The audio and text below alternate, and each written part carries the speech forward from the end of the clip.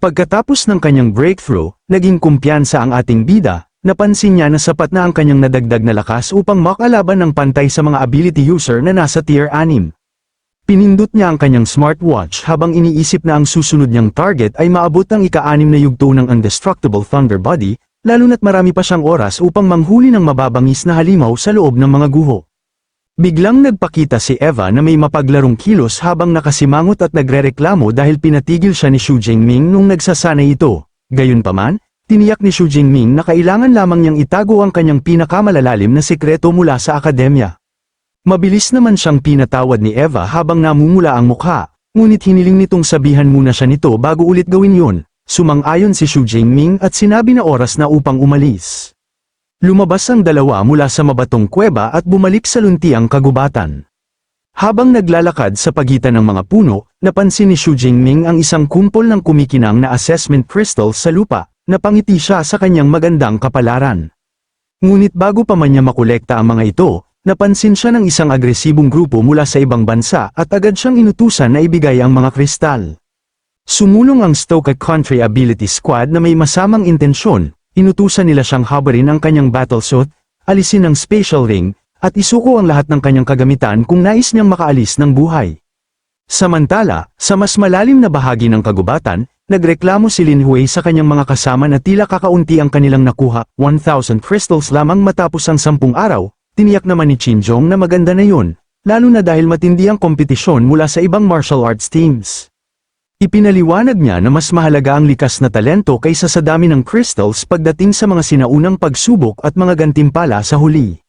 Dahil dito, nagkaroon ng mataas na pag-asa sina Lu Heng at Lin Hui para sa kanilang sariling mga gantimpala. Biglang pinahinto ni Qinzhong ang grupo at binalaan silang nasa malapit si Xu Jingming, na napaliligiran ng maraming tier 5 na kalaban. Tunay na humanga si Jelon dahil nakaligtas ng mag-isa ang batang rogue hunter sa loob ng 10 araw. Iminungkahi ni Qinzhong na agad silang pumunta roon upang iligtas siya, umaasang sa wakas ay mahihikayat nilang sumali ang talentadong binata sa Thunder Martial Arts Hall. Samantala, sinuri ni Xu Jingming ang kanyang mga kalaban, napansin niyang 2 lamang sa kanila ang mid-rank at 2 ang low-rank tier 5 fighters. Tinawanan niya ang mga ito dahil iniisip nilang kaya nilang kunin ang kanyang kagamitan at mga kristal. Mapanuyang nagtanong ang leader ng grupo kung lahat ba ng mga mandirigma mula sa Great Xia ay ganito kaya bang, pagkatapos ay nagpasya siyang patayin na rin si Xu Jingming.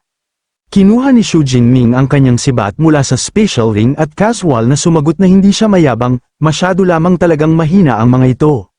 Sa isang kisap mata, naglaho siya kasabay ng biglang pagsabog ng kidlat at muling lumitaw sa mismong harapan ng leader. Bago pa man ito makapag-react, mabilis na umatake si Xu Jingming at pinatalsik ang lalaki.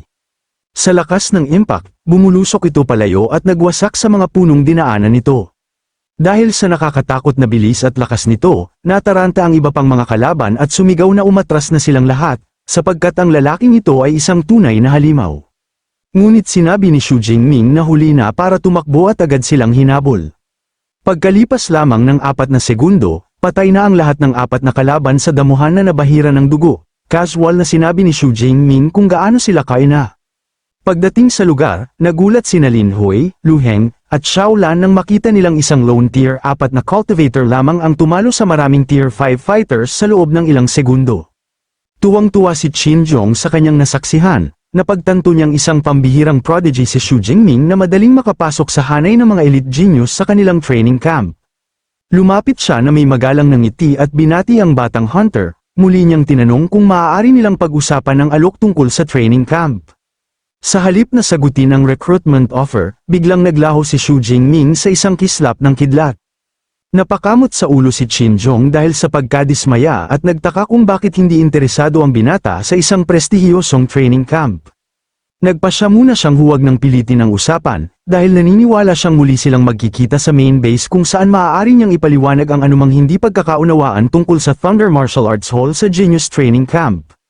Samantala, sinuri ni Xu Jingming ang mga nakuha niyang gamit mula sa mga natalong kalaban, nakakita siya ng mahigit 400 assessment crystals at mga kagamitang nagkakahalaga ng humigit kumulang 500 milyong currency, masayang napansin niyang mabilis na paraan para yumaman ng pagtalo sa mga hostile ability user.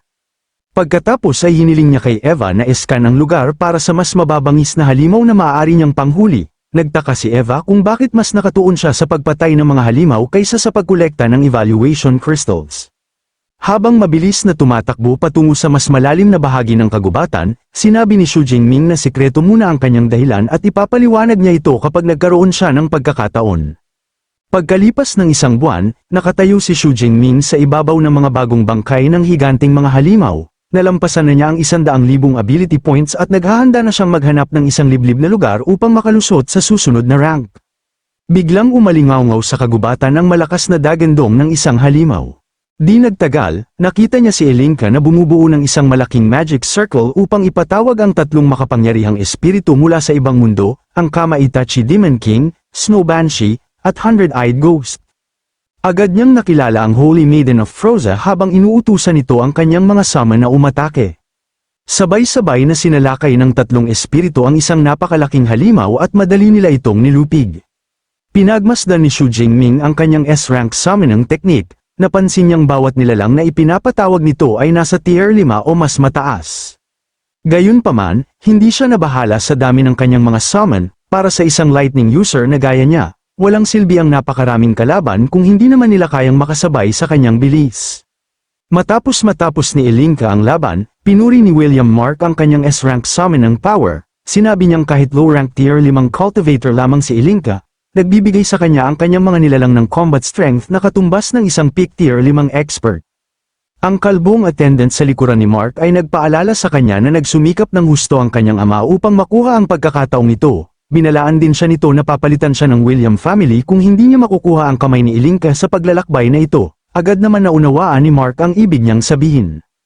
Lumapit si Mark kay Elinka at tinanong kung napag-isipan na ba nitong muli ang kanyang proposal para sa isang political marriage.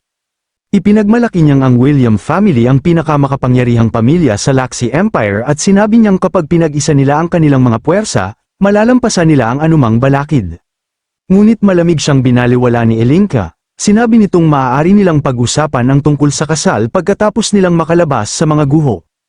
Lalong nainis si Mark sa kanyang pagiging walang gana.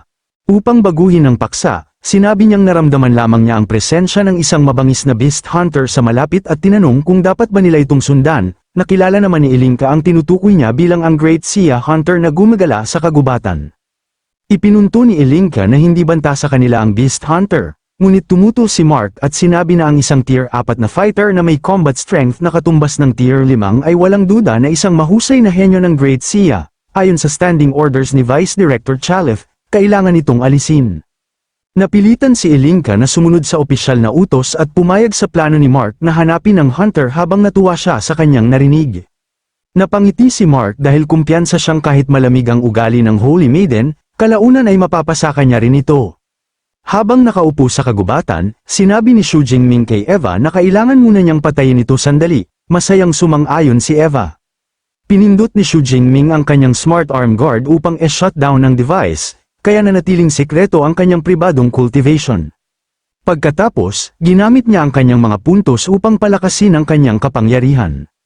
Kinumpirma ng system na umabot na siya sa high rank ng tier 4, dahilan upang tumaas ang kanyang vitality sa 6,517 at mental strength sa 5,025. Di nagtagal, isang napakalakas na bugso ng gintong kidlat ang sumabog sa paligid niya habang sinisipsip ng kanyang katawan ang biglang pagtaas ng enerhiya at nakaramdam siya ng komportable.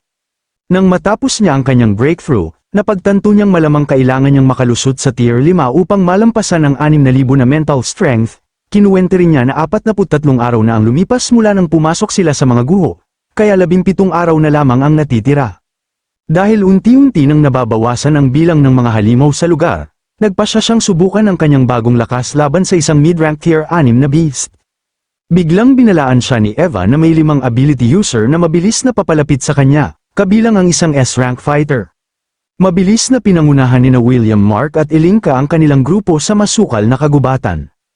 Agad silang napansin ni Xu Jingming at nakilala niyang mga miyembro sila ng Heavenly Limit Martial Arts Hall.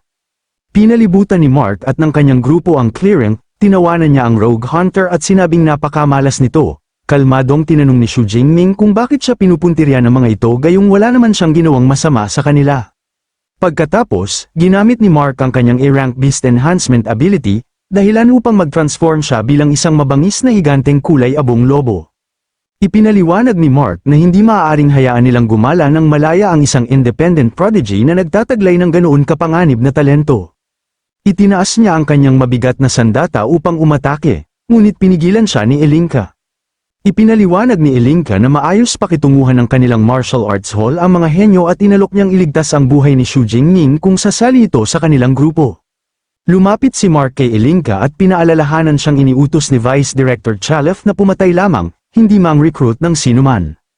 Napakuyom sa galit ang mga kamao ni Elinka, umatras siya at sinabi kay Mark na gawin na nito ang gusto niya. Napangiti si Mark at inutusan si Elinka at ang kanyang kasamahan na bantayan ang paligid habang siya mismo ang papatay sa target. Binalaan ni Eva si Xu Jingming na kaharap nila ang 4 na Tier 6 fighters at isang Tier 5 user, pinayuhan niya itong gamitin ang Beast Emperor Bone upang makapag-teleport palayo. Ngunit binaliwala ni Xu Jingming ang mga kalaban at tinawag silang mga basura lamang, sinabi niyang sa halip na tumakas, lilipulin niya silang lahat. Nang i-activate niya ang kanyang Golden Transformation, agad itong nakilala ni Elinka bilang signature power ng SS rank prodigy ng Great Xia, napagtanto niyang ang hunter ay si Xu Jingming mismo, nagulat siya nang malaman na umabot na ito sa high rank ng Tier 4. Nalaman din ni Mark ang tunay niyang pagkakakilanlan at natuwa. Ipinagmalaki niyang masaya niyang iuuwi ang bangkay ng henyo ng Great Xia. Agad niyang pinakawalan ang kanyang Shattering Star Slash upang patayin si Xu Jingming. Ngunit ngumiti lamang si Xu Jingming at inihanda ang kanyang nakamamatay na Thunder Piercing Demon Slayer Spear Technique. Sa isang iglap, madaling tinagos ng gintong kidlat ang atake ni Mark na kanyang ikinagulat. Napuno ng takot ang Beastman bago pa man siya makakilos. Tumagos ng diretso sa dibdib ni Mark ang Lightning Spear at agad siyang napatay.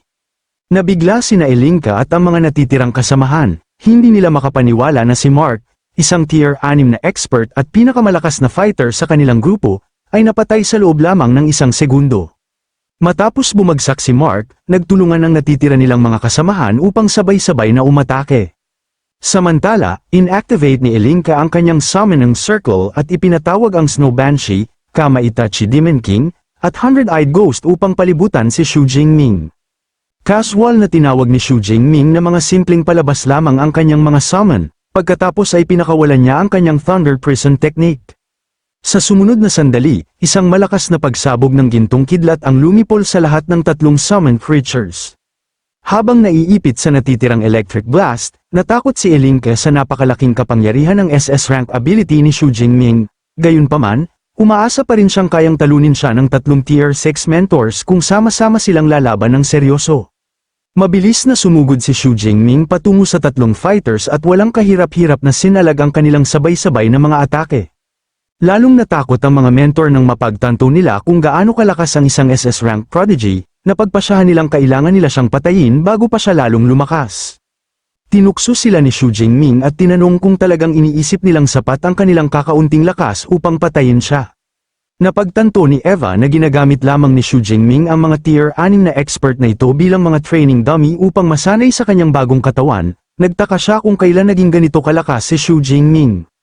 Natawa si Xu Jingming sa kanyang kalituhan dahil nag-level up siya habang naka-shutdown si Eva. Casual niyang sinabi na ganito na talaga siya kalakas. Pagkatapos ay lalo niyang pinabilis ang kanyang galaw at inatake ang isa sa mga fighters. Makalipas lamang ang 3 minuto, patay na sa damuhan na bahira ng dugo ang lahat ng 3 Tier 6 mentors, nangingilabot si Elinka nang masaksihan niya ang mga pangyayari. Humakbang si Xu Jingming patungo sa kanya at sinabi na siya naman ang susunod, agad na naghanda si Elinka ng isang defensive ring. Dinurog niya ang item upang palabasin ang magic nito, na lumikha ng makapal na asul na energy barrier sa paligid niya. Hiniling ni Xu Jingming kay Eva na i-scan ang barrier, iniulat ni Eva na ang enerhiya nito ay nagmumula sa isang grade 8 protective talisman o mas mataas pa. Dahil alam niyang mahirap basagin ang grade 8 barrier, pinuno ni Xu Jingming ng gintong kidlat ang kanyang kamao at malakas na sinuntok ang barrier. Ngunit hindi man lamang nag-iwan ng marka ang kanyang atake, sinabihan siya ni Elinka na tigilan ang pagsasayang ng kanyang enerhiya. Ipinaliwanag niyang kayang tumagal ng 3 buong oras ang grade 8 barrier at hindi niya ito kayang basagin. Lihim na pinagsisihan ni Elinka na hindi siya tumakas ng mas maaga, ngunit nakahinga siya ng maluwag dahil alam niyang mapoprotektahan siya ng talisman. Upang pilitin siyang umatras, binalaan ni Eling si Xu Jingming na mahigit 10 Tier 6 fighters mula sa kanilang martial arts hall ang pupunta sa lugar na ito sa loob ng wala pang 10 minuto. Alam ni Xu Jingming na maaaring hindi siya nagsasabi ng totoo, ngunit ayaw niyang makipagsapalaran. Napaisip siya kung maaari niyang lampasan ang panlabas na barrier upang direktang tamaan ang nasa loob, ay isa yung magandang pagkakataon, at hindi nagtagal, nakaisip siya ng matalinong solusyon.